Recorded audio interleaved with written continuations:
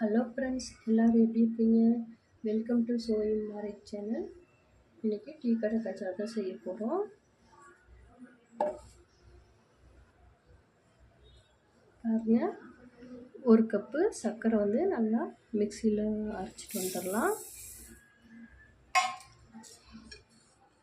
ஒரு 4 ஏலக்காய் போட்டு அரைச்சிட்டு வந்துடலாங்க. நம்ம 2 கப்பு மைதா மாவு சேர்க்க போகிறோம். அதனால் 1 கப்பு சர்க்கரை போதுமானது. இது நல்லா மிக்சியில் பவுட்ரு பண்ணிட்டு வந்துடலாம்.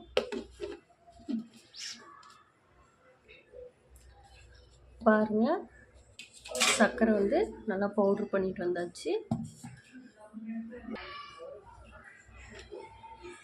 நம்ம 2 கப்பு மைதா மாவில் தான் செய்ய போகிறோம். 1 கப்பு போட்டிருக்கிறேன்.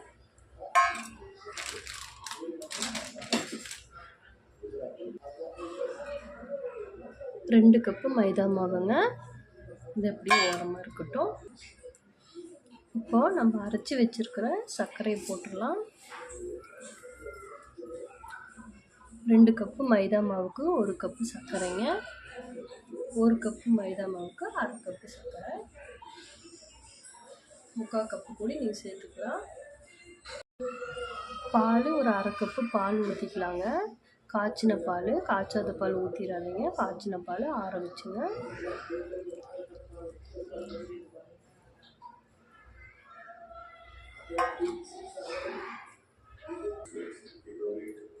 பால் ஊற்றியாச்சு. சன்ஃப்ளவர் ஆயில் ஒரு 1/4 கப்பு ஊற்றிக்கலாம்.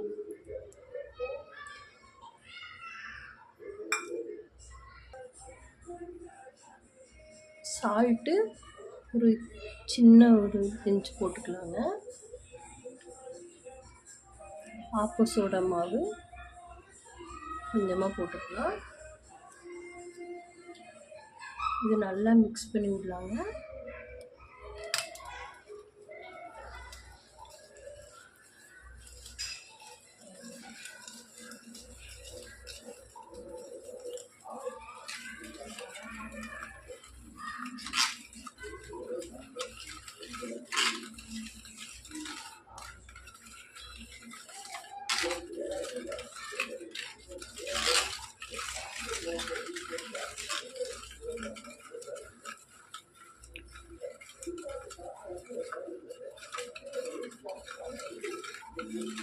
நான் பாக்கெட் பால் தாங்க காய வச்சு ஆற வச்சு ஊற்றிருக்கிறேன். நீங்கள் எந்த பால் வேணாலும் ஊற்றிக்கலாம். இது நல்லா கட்டி இல்லாமல் நல்லா மிக்ஸ் பண்ணிடலாம்.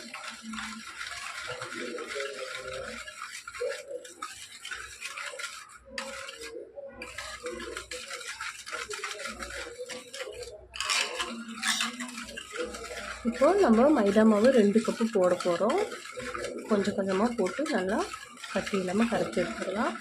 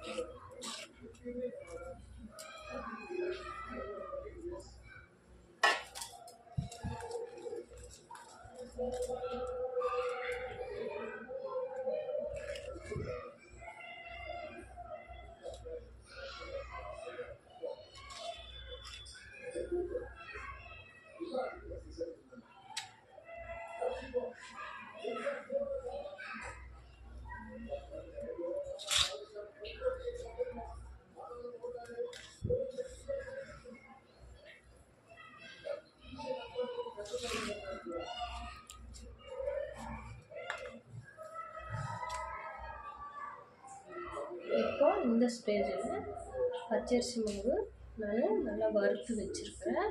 1 1/2 டீஸ்பூன் போட்டுக்கலாம். நம்ம ரவையெல்லாம் எதுவும் சேர்க்கல, ரவை முட்டையெல்லாம் எதுவும் சேர்க்கலாங்க. அதனால் பச்சரிசி மாவு மாத்திரம் தான் சேர்த்திருக்கிறோம்.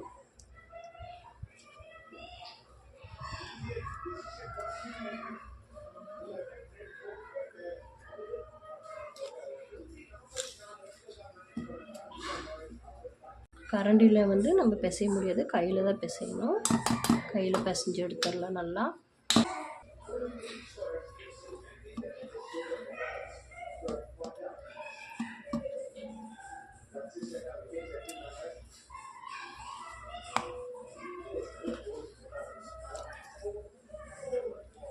இது நல்லா ஒரு 2 மணி நேரம் ஊறட்டுங்க. ஒரு பிளேட் போட்டு மூடி வச்சிடலாம்.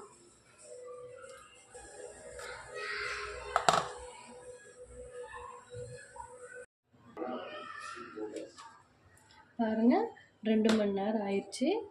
மாவு நல்லா பிசைஞ்சு வச்சது நல்லா ஊறி இருக்குது. இப்போது நம்ம எண்ணெயில் போட்டு எடுத்துடலாம்.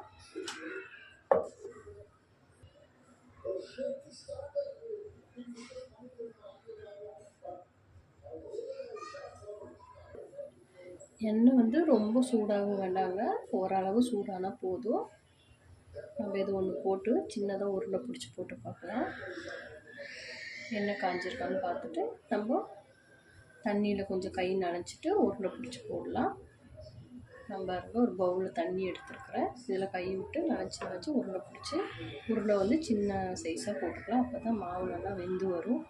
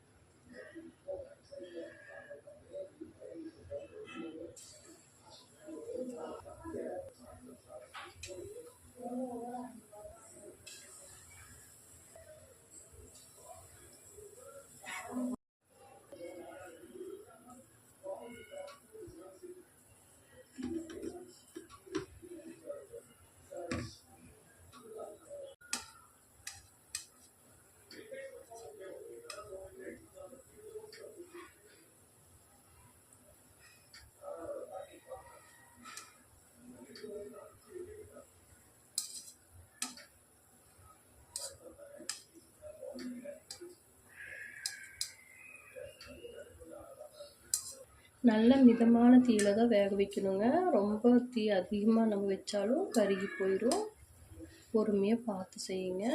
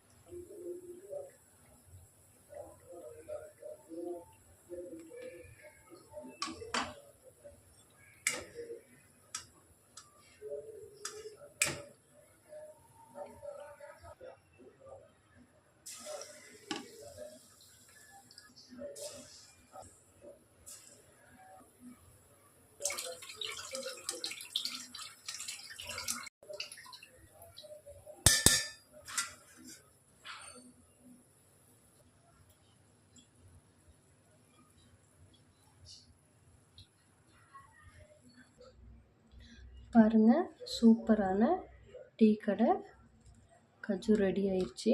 நீங்களும் வீட்டில் ட்ரை பண்ணி பாருங்கள். சுவையும் மாதிரி சேனலுக்கு மறக்காமல் சப்ஸ்கிரைப் பண்ணுங்கள், லைக் பண்ணுங்கள், ஷேர் பண்ணுங்கள். ஓகே, பாய்.